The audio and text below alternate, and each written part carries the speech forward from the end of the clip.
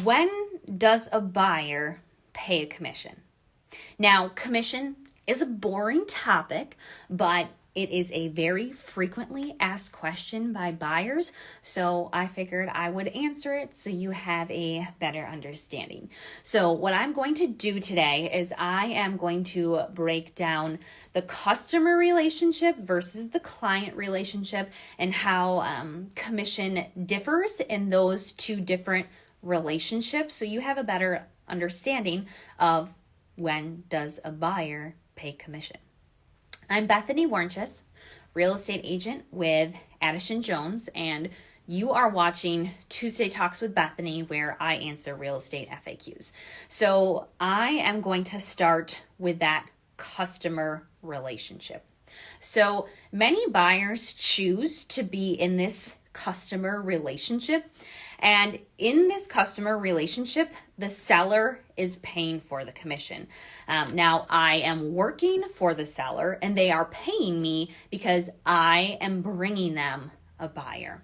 But as a customer, I still owe you all of these duties. So I'm going to go through these duties and let you know what I owe you. So first of all, as a customer, I owe you the duty to be fair and honest with you. Number 2, I need to exercise reasonable skill and care. So I need to know what I am doing when it comes to the paperwork, when it comes to the transaction. I need to know what I'm doing. Number 3, provide you with accurate information about the market if you request it. So if you say, hey, Bethany, are we in a seller's market? Are we in a buyer's market? I can answer that question for you. Or if you say, hey, Bethany, can you send me the houses that have sold in the past year between 150 and 200 with 3 bedrooms? Sure. If you give me the parameters, I can send that to you. Now, I can't interpret that for you, give you an opinion on it and how it compares to the house you're interested in, anything like that. But if you give me parameters, I can send you that list. You have to just figure anything else on your own. So that's where that client relationship comes in, and I'm going to dive into that in a little bit, and that is an extra service. So that's what I can do for you when it comes to the market. Next, material adverse facts. What in the world is that? So I have the duty to disclose material adverse facts to you. So what that is when we're going through a property on a showing and it's something that maybe would change your mind about entering into a contract or change the terms that you want to put in your contract, those are the type of things that I'm going to point out. So it's those big things. So say we are taking a lap around the outside of the house and I notice that all of the shingles are curling on the roof. I'm going to point that out to you. If we are in the basement and I notice a large crack in the foundation, I am going to point that out to you. If we are walking through the second story and I see a large water stain on the ceiling, I'm going to point that out to you. Those big things, the material adverse facts. Then next, number 5 is confidentiality. So all terms of an offer are confidential. So the terms of your offer are between me and you, between the seller, the listing agent, your lender, and that's the only people that are going to know about them. So you will never know what terms are in someone else's offer, and they won't know what terms are in your offer. It is confidential information. And then last of all, I'm going to talk with you when situations come up, talk about, the different options you have, and talk through the advantages and the disadvantages of each option and lay it out for you. And then you can decide what you want to do. So I'm not going to say, this is what I think you should do and try to sway you into something. It's saying, here's your options. What do you want to do? And be objective and unbiased in that way. So those are all the duties that I'm going to owe you.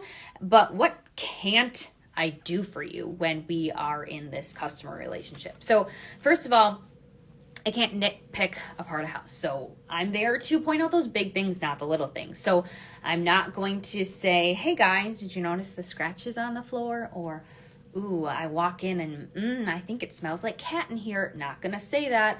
I noticed that a couple of the cabinet handles are missing, or I noticed the bathroom faucet is dripping. You know, those are the little things, not necessarily going to be pointing them out at all, just those big things. So I'm not going to nitpick apart the house for you. And then I can't tell you what it's worth. So a lot of buyers, you know, what should I be offering? What do you think this house is worth? Do you think this house is overpriced? Those are common questions, right? But if we're in this customer relationship, I can't answer that question for you. So like I said, you know, I can let you know, are we in a seller's market or are we in a buyer's market? If you say, hey, Bethany, can you send me a list of the homes that sold between 150 and 200 with 3 bedrooms in the past year in the city of Fond du Lac? Sure. But I can't do anything more with that information. I can't interpret it. I can't give an opinion. I cannot do any of that in the customer relationship. So if you want these extra services, then what do? That is when you enter a buyer agency agreement and you become a client and you are in the client relationship. And this is when you then take responsibility for that commission. So let's talk about these extra services. So first of all, I can help you understand what a home is worth. So say there is a home that you are interested in putting an offer in on. So then we can pull the comparable sales, and I'm going to get real nitty gritty, and we're going to look at, you know, square footage, location, condition, yard size, all of it. We're going to break it down, and I'm going to say, all right, you guys, you know, it's looking very similar to these couple houses here, not really these, but then we also need to talk about, okay, what market are we in? Yeah, are we in a market where we go under asking? Are we in a market where we go over asking? You know, what situation are we in? So it's just kind of looking at all of those factors as well. And then what I can also do is be nitpicky for you in a home, because I am working for you. I'm representing you. So I can go through and I walk in and the first thing that hits my nose is a smoke smell. I can turn and tell you that. If you're a customer, I'm not going to do that. Same thing, like I said, I notice a stain on the carpet, scratches on the floor, a couple cupboard handles missing, you know, some dings in the wall, all those little things. You know, if I see it, then I'm going to point it out, because you are my client and I'm working in your best interest, and I'm going to let you know absolutely everything that I see. So those are the big extra services that you're going to get from entering into that buyer agency agreement. Now, if you are in a buyer agency agreement, you can try to get a seller to help you pay that commission, but depending on what kind of market you're in, it can be hard. So if you are in a seller's market, it's going to be hard to get a seller to help you pay commission. When it comes to a for sale by owner, the seller may or may not be willing to pay the commission. So what's important is when you enter into a buyer agency agreement, you become responsible for that commission. So you need to be able to afford it and pay for it. And if you can't afford it, then maybe it's not for you. But if you can afford it and you want those extra services, then you can do it. And again, just you need to be prepared to be able to pay that commission if the seller can't jump in and help you out. So you need to be financially responsible for it. And then, you know, how much is commission, right? Well, commission is going to vary from firm to firm, and the commission is set by the firm. So I'm not going to get into exact percentages or prices, because that is going to vary and we're not allowed to publicly talk about that either. So anyways, it still gives you a better idea though of customer relationship versus client relationship, and who is responsible for what, and you know what extra services you do get if you pay for this commission.